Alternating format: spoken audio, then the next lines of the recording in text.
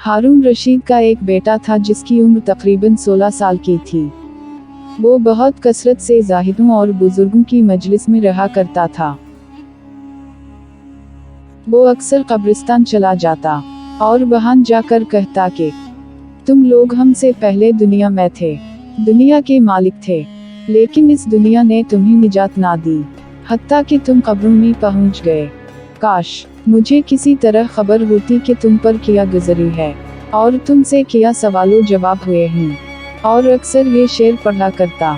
तर्जमा: मुझे जनाजे हर दिन डराते हैं और मरने वालों पर रोने वालों की आवाज़ें मुझे गमगीन रखती हैं।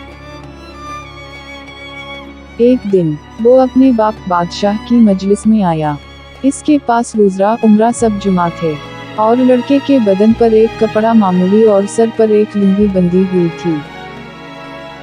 अराकीन सल्तनत आपस में कहने लगे कि इस पागल लड़के की हरकतों ने अमीरुल मोमिनीन को भी दूसरे बादशाहों की निगाह में जलील कर दिया। अगर अमीरुल मोमिनीन इसको तंबीह करें तो शायद ये अपनी इस हालत से बाज आ जाए। अमीरुल मोमिनीन ने ये बात सुनकर उससे कहा कि बेटा, तूने मुझे लोगों की निगाह में जलील कर रखा है। इसने ये बातें सुनकर बाप को तो कोई जवाब नहीं दिया, लेकिन एक परिंदा वहीं बैठा था इसको कहा कि इस जात का वासिता जिसने मुझे पैदा किया तो मेरे हाथ पर आकर बैठ जा। वो परिंदा वहां से उड़कर इसके हाथ पर आकर बैठ गया। फिर कहा कि अब अपनी जगह चला जा। वो हाथ फिर से उड़कर अपनी जगह चला गया। इसके बाद उसने अर्ज किया कि अब्बा जान, असल में आप दुनिया से जो मोहब्बत कर रहे हैं उसने मुझे रुस्वा कर रखा है। अब मैंने ये इरादा कर लिया है कि आपसे जुदाई इख्तियार कर लूं। ये कहकर वहां से चल दिया और एक कुरान शरीफ सिर्फ अपने साथ लिया। चलते हुए माँ ने एक बहुत कीमती अंगूठी भी इसको दे दी कि एहतियाज के वक्त इसको फरोख्त करके काम में लाए। वो यहाँ से चलकर बसरा पहुँच गया और मजदूरों में काम करने लगा। वो हफ्ता में सिर्फ एक दिन मजदूरी करता और 8 दिन तक मजदूरी के पैसे खर्च करता और 8वें दिन फिर मजदूरी कर लेता और 1 दराम और 1 दानक यानी दराम का छठा हिस्सा मजदूरी लेता। इससे कम या ज्यादा ना लेता। 1 दानक रोजाना खर्च करता। अब्बू आमिर बसरी कहते हैं कि मेरी एक दीवार गिर गई थी। इसको बनवाने के लिए मैं किसी ममार की तलाश में निकला। किसी ने बताया होगा कि ये शख्स भी तामीर का काम करता है। मैंने देखा कि निहायत खूबसूरत लड़का बैठा है, एक ज़नबील पास रखी है और कुरान शरीफ देखकर पढ़ रहा है। मैंने इससे पूछा कि लड़के मजदूरी करोगे? कहने लगा, क्यों नहीं करेंगे, मजदूरी के लिए तो पैदा ही हुए हैं। आप बताएं कि क्या खिदमत मुझसे लेनी है। मैंने कहा, गारा मिट्टी तामीर का काम लेना है। इसने कहा कि 1 दराम और 1 दानक मजदूरी होगी और नमाज के औकात में काम नहीं करूँगा, मुझे नमाज के लिए जाना होगा। मैंने उसकी दोनों शर्तें मंजूर करनी और उसको लाकर काम पर लगा दिया। मगरिब के वक्त जब मैंने देखा तो उसने 10 आदमियों की बकदर काम किया। मैंने उसको मजदूरी में 2 दराम दिए। इसने शर्त से जायद लेने से इनकार कर दिया और 1 दराम और 1 दानक लेकर चला गया। दूसरे दिन मैं फिर उसकी तलाश में निकला। वो मुझे कहीं ना मिला। मैंने लोगों से तहकीक किया कि ऐसी सूरत का एक लड़का मजदूरी किया करता है, किसी को मालूम है कि वो कहाँ मिलेगा। लोगों ने बताया कि वो सिर्फ एक ही दिन मजदूरी करता है, उससे पहले तुम्हें कहीं नहीं मिलेगा। मुझे इसके काम को देखकर ऐसी रग़बत हुई कि मैंने 8 दिन को अपनी तामीर बंद कर दी और 8वें दिन उसकी तलाश को निकला। वो उसी तरह बैठा कुरान शरीफ पढ़ता हुआ मिला। मैंने सलाम किया और मजदूरी करने को पूछा। इसने वही पहली 2 शर्तें बयान की। मैंने मंजूर कर ली। वो मेरे साथ आकर काम में लग गया। मुझे इस पर हैरत हो रही थी कि पिछली बार इस अकेले ने 10 आदमियों का काम किस तरह कर लिया। इसलिए इस मर्तबा मैंने ऐसी तरह चुप कर कि वो मुझे ना देखे इसके काम करने का तरीका देखा। तो ये मंजर देखा कि वो हाथ में गारा लेकर दीवार पर डालता है और पत्थर अपने आप ही एक दूसरे के साथ जड़ते चले जाते हैं। मुझे यकीन हो गया कि ये कोई अल्लाह का वली है और अल्लाह के औलिया के कामों की गैब से मदद होती ही है। जब शाम हुई तो मैंने उसको 3 दराम देना चाहे।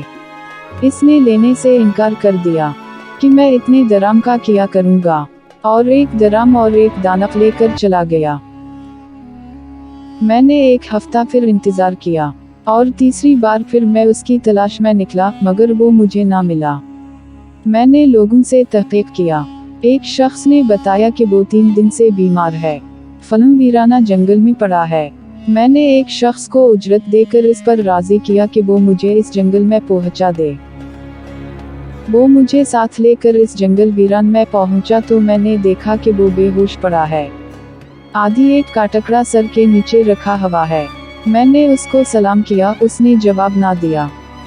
मैंने दूसरी मर्तबा सलाम किया तो उसने आंख खोली और मुझे पहचान लिया।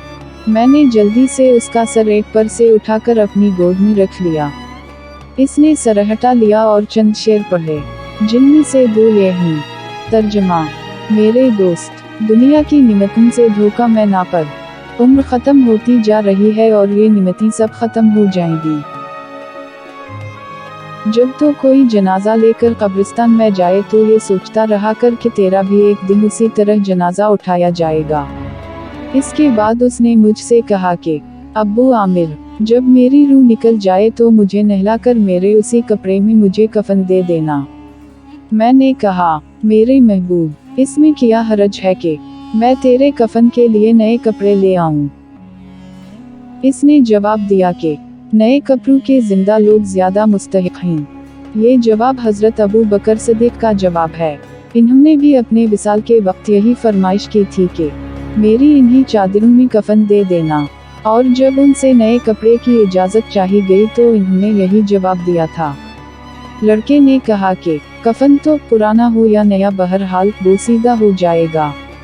आदमी के साथ तो सिर्फ इसका अमल ही रहता है, और ये मेरी लुंगी और लूटा कब्र खोदने वाले को मजदूरी में दे देना।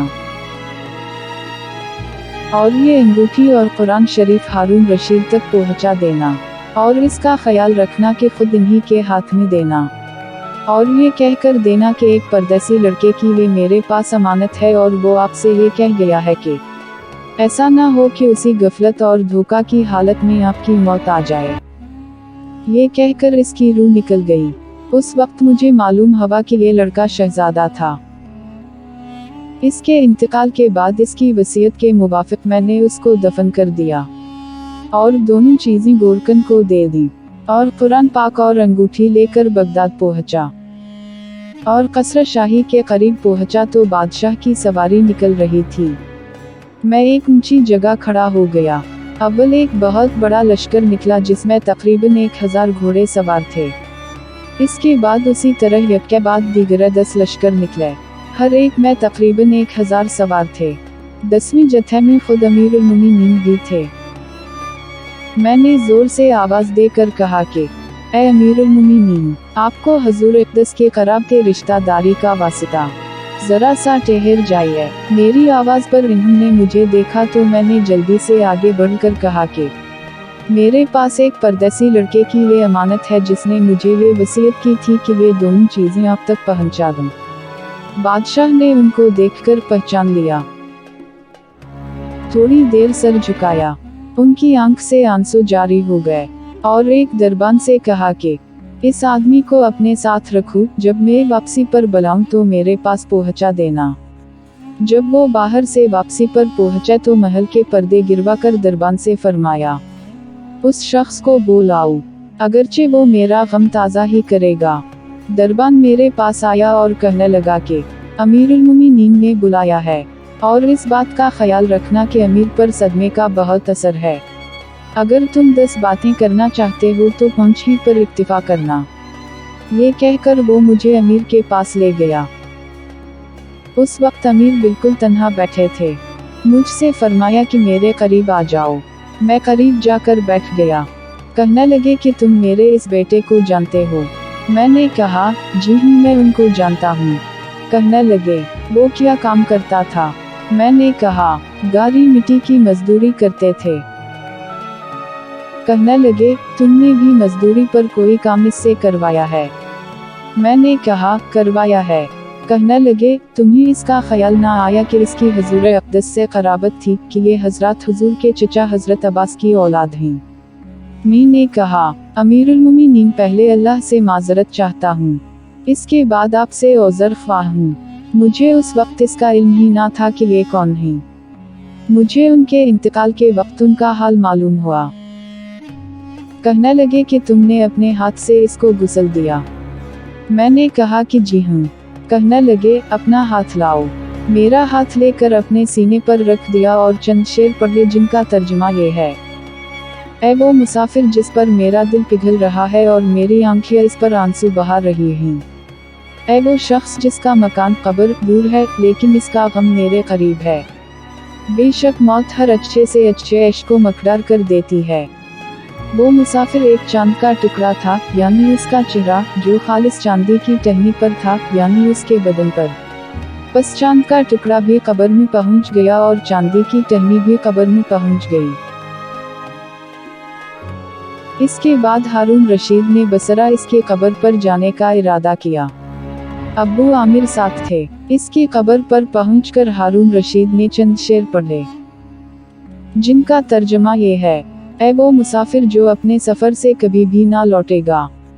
मौत ने कम उम्री के ही जमाने में इसको जल्दी से उचक लिया। ऐ मेरी आंखों की ठंडक, तो मेरे लिए उस और दिल का चैन था। लंबी रातों में भी और मुख्तसर रातों में भी तूने मौत का वो प्याला पिया है जिसको अनकरीब तेरा बूढ़ा बाप बुढ़ापे की हालत में पिएगा। बल्कि दुनिया का हर आदमी इसको पिएगा, चाहे वो जंगल का रहने वाला हो या शहर का रहने वाला हो। बस सब तारीफें उसी के लिए हैं जिसकी लिखी हुई तकदीर के ये करिश्मे हैं। अब्बू आमिर कहते हैं कि इसके बाद जो रात आई तो जब मैं अपने वज़ाइफ पूरे करके लेटा ही था कि मैंने ख्वाब में एक नूर का कबा देखा जिसके ऊपर अबर की तरह नूर ही नूर फैल रहा है। इस नूर के अबर में से इस लड़के ने मुझे आवाज़ देकर कहा, अब्बू आमिर, तुम्हें हक़ ताला शानहू जज़ाए खैर अता फरमाए, तुमने मेरी तजहीज़ो तकफीन की और मेरी वसीयत पूरी की। मैंने इससे पूछा कि मेरे प्यारी, तेरा क्या हाल गुजरा? कहने लगा कि मैं ऐसे मौला की तरफ पहुंचा हूँ जो बहुत करीम है और मुझसे बहुत राजी है। मुझे इस मालिक ने वो चीज़ें अता की जो ना कभी किसी आंख ने देखी, ना कान ने सुनी, ना किसी आदमी के दिल पर उनका ख्याल गुजरा। ये एक मशहूर हदीस पाक का मजमून है। हजूर अक़दस इरशाद फरमाते हैं कि अल्लाह का पाक इरशाद है कि मैंने अपने नेक बंदों के लिए ऐसी चीज़ें तैयार कर रखी हैं जो ना किसी आंख ने कभी देखी, ना कान ने सुनी, ना किसी के दिल पर उनका ख्याल गुजरा। हज़रत अब्दुल्ला बिन मसूद फरमाते हैं कि तौरात में लिखा है कि हक़ ताला शानहू ने उन लोगों के लिए जिनके पहलू रात को ख्वाबगाहों से दूर रहते हैं, यानी तहज्जुद गुज़ारों के लिए, वो चीज़ें तैयार कर रखी हैं जिनको ना किसी आंख ने देखा, ना कान ने सुना, ना किसी आदमी के दिल पर उनका ख्याल गुजरा, ना उनको कोई मुक़र्रब फरिश्ता जानता है। और ये मज़मून कुरान पाक में भी है। तर्जुमा, किसी शख्स को खबर नहीं जो आँखों की ठंडक का सामान ऐसे लोगों के लिए खजाना गैब में मौजूद है। इसके बाद इस लड़के ने कहा कि हक़ ताला शानहू ने कसम खाकर फरमाया है कि जो भी दुनिया से इस तरह निकल आए जैसा मैं निकल आया, उसके लिए यही एजाज़ और इकराम है जो मेरे लिए हुए।